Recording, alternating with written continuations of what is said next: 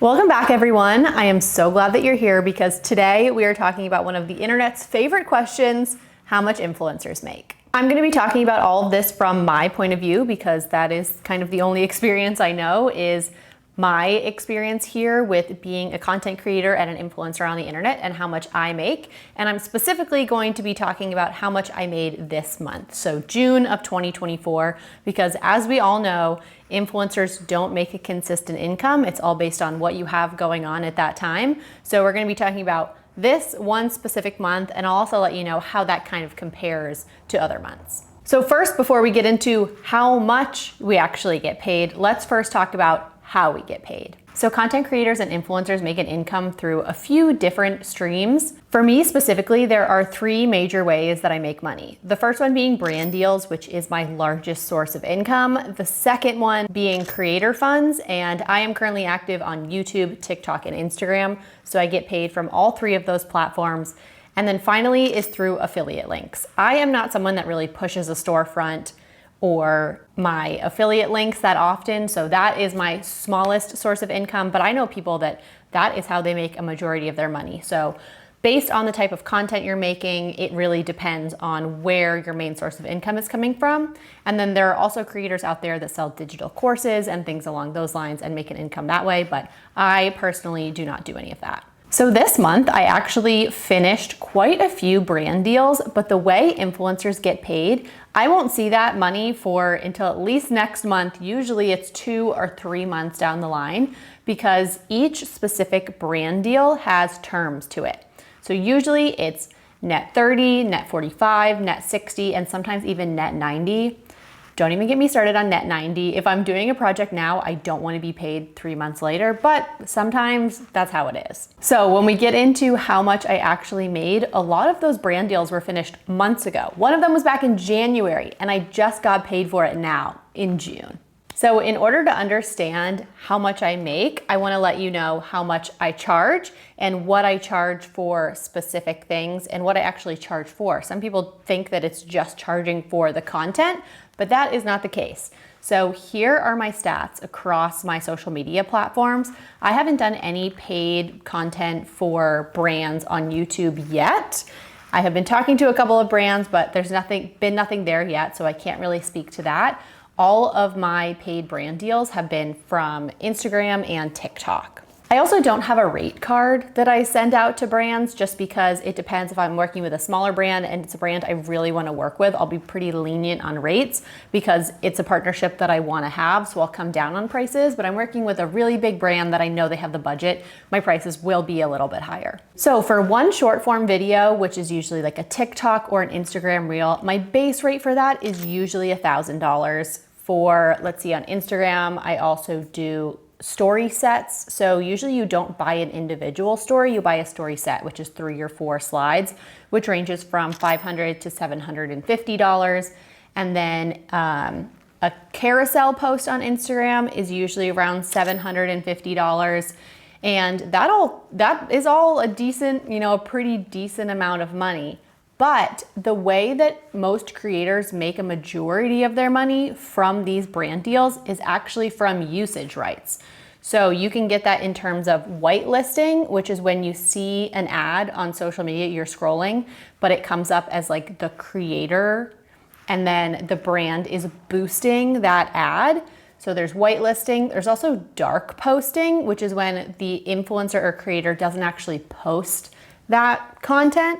The brand posts it and it shows up as coming from that creator, but when you click on the video, it takes you to the brand's website. There's also usage where a creator will make content. So let's say I make an Instagram reel, I post it to my page. They don't put any ad boosting behind it, but they will then take that exact same content and post it to their own social media channels. So there's also UGC content, which is along those same lines. You are just making content for the brand to post on their social channels, and you never actually have to post it. So for usage, I will usually price that at in 30-day increments. So sometimes brands just want to boost it for 30 days. And that is usually, I'm going to charge around 30% of the base content price. So if they bought an Instagram reel for $1,000, they want to boost it for 30 days, that's an extra $300. So if a brand wants to boost it for a whole year, which I've had before, that really starts racking up the total there in terms of the content price. So we've talked about the base prices for content, there's usage, and then there's also exclusivity. So one brand that I've worked with in the past is Aroma Joe's, and Aroma Joe's is a coffee shop, and they don't want me to work with any other coffee shops during the content period. So usually that's the time when they're boosting the content, or I have a link in my bio. They don't want me working with any other brands during that time period. So they'll say, okay, for 30 days before this content posts and after this content post, we don't want you working with any brands. So that limits what I can do. Let's say Dunkin' Donuts reaches out to me the next day and say, hey, we have a campaign that we want you to work on. And I would have to turn that down no matter how much they're willing to pay me because I have this contract with Aroma Joe's. So because of that, I can charge Aroma Joe's extra because it accounts for that potential income lost by not working with another brand like Dunkin' Donuts or Starbucks or Tim Hortons. So you usually charge the same rate for exclusivity. It's another around 30% of the base price for the content. So that's another, if you don't want me to work with them for 30 days before and 30 days after, that's $600 right there. So now that we've gone through how I get paid, what I charge, now let's talk about for June of 2024, how much I actually made. So first I had 2 brand deals that I got paid for this month. Like I said, I think I did 4 campaigns that I completed this month that I sent out invoices for, but I won't be paid for those until, a couple months down the line because of that whole net 30, 45, 60, sometimes 90. So for this month, I got paid for 1 brand deal, $1,800 that I think I finished that up in February, and another one that I actually finished last month. This brand did pay me on time. We love that. And that one was $1,000.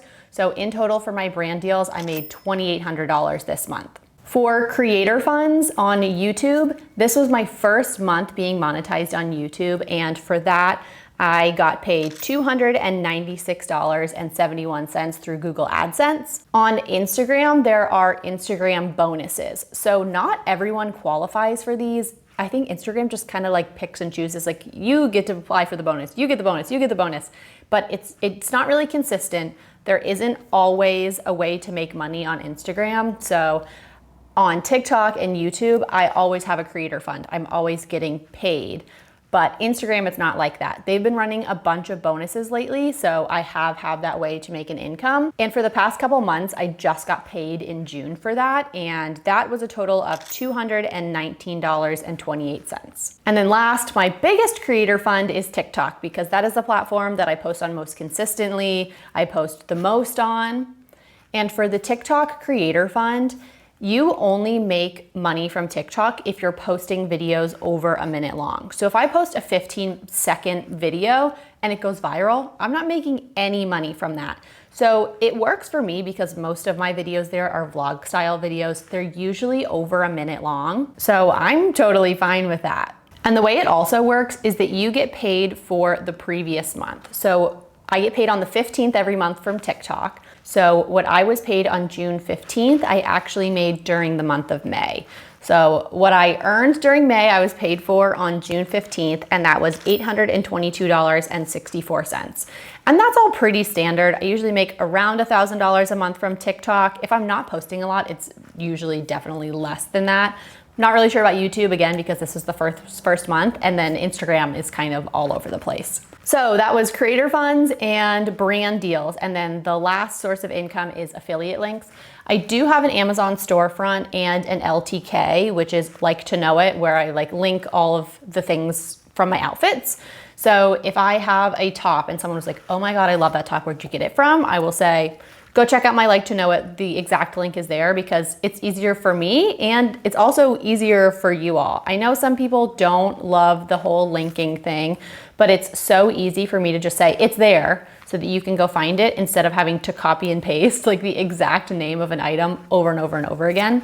And I don't really make that much money from Like to Know It. It's very small. So from Like to Know It, for the month of June, I was paid $29.96. And that was definitely higher than normal because I had one Abercrombie video do pretty well. And so I think it was 3 people bought a dress that I tried on and showed. So that was higher than normal. I think usually it's around $10 and they don't even pay out if it's that little. So across all of those, that brought my total income as an influencer for June to $4,168.59. So this was definitely a good month. It's not the biggest month that I've ever had, but it's also obviously not the smallest. I used to not make anything on social media. It used to be $0, $0, $0, and then it kind of slowly started to pick up. Now I usually make around like $1,000 to $2,000 a month, and then I have some months like this where it's, over $4,000. I think my biggest month on social media, I think it was right around $9,000.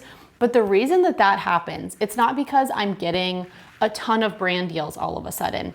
The way that that month happened was that the payment terms lined up. I did stuff all summer. I didn't really get paid. And then I think it was in September, where it was just the net 30 things that I did in July paid me that month. The net 90 things that I did in May paid me that month. So it just all kind of lined up. And I also got a decent amount from the creator fund that month. And it just all happened in September. So that's kind of how it works as a creator. A lot of it has to do with terms, has to do with what kind of campaigns are running at that moment. Like if brands aren't running campaigns, I don't really have any work besides, what I just want to put out and get paid through creator funds, which I do it because I love it. So I'm never really stressed. And because I do have a full-time job, I get to do it for fun. And I never have to be like, oh, I have to do this campaign, or I feel pressured into doing things that I don't want or working with brands that I don't want to, because it's not my main source of income. It's still so shocking to me that I make any kind of income from social media, because this has been a dream of mine for so long.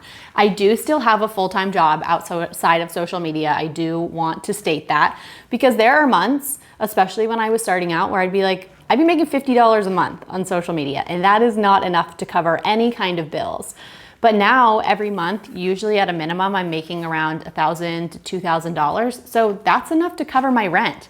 So that is truly incredible to me, that something that was a hobby, a passion, I can pay my bills with it.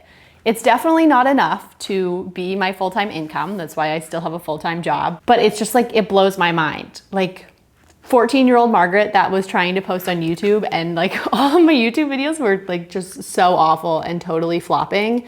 If you told her that in basically 10 years, that's a long time to comprehend for a 14-year-old, but in 10 years that I would be here doing this now, and actually, if you told 14-year-old Margaret the amount of money I was making on social media now, my mind would be blown, absolutely blown. So I'm just so thankful that I have these platforms and I can connect with you all. It's my favorite thing when I post a YouTube video and I get these comments that I'm able to interact with you all. It just it fills my heart. It makes me so happy, because this has been a dream of mine for so long, since I was 14. And then through college, I tried posting on Instagram and nothing really stuck. And then the past few years, it's kind of taken off, and it has truly been a dream of mine. And I'm so thankful that I'm here and that I get to do this. And I have all of you all. It feels like a little family. So not to get all sappy on you all, but I am so passionate about being transparent, because I feel like so many people don't feel comfortable talking about finances, especially when it comes to income on social media. I don't know why people feel like it's so taboo and they don't want to talk about it. And I feel like it's almost gate kept.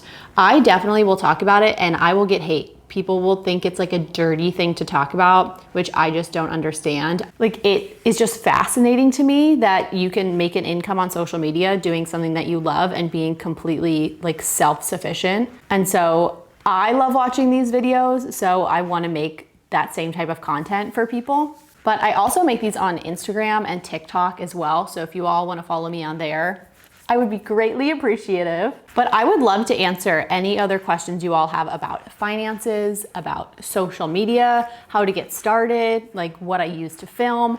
all of those kinds of things. I would love to sit down and talk to you all about it. I just want to know what you all want to know. Thanks for sticking around to the end of this video. I'm so glad that you all are here and you enjoyed this video. If you did really enjoy it, make sure to give it a like. And I would just love to know what else you all want to know about social media. I feel like it's a bit of a black box and you see people posting and you see people getting paid, but it's kind of like how? Like, I want to know more. And I feel like I have this wealth of knowledge because I've been doing it for like 3 years more seriously. Definitely I've been doing it for way more than that, less seriously. So I just feel like I have a lot of information to give, but I want to know what information you all want. So suggestions for videos in the comments would be great. And if you want more content like this, make sure to subscribe because I am here, I am posting, and I'm glad that you all are here too. So thanks for sticking around and I'll see you all later.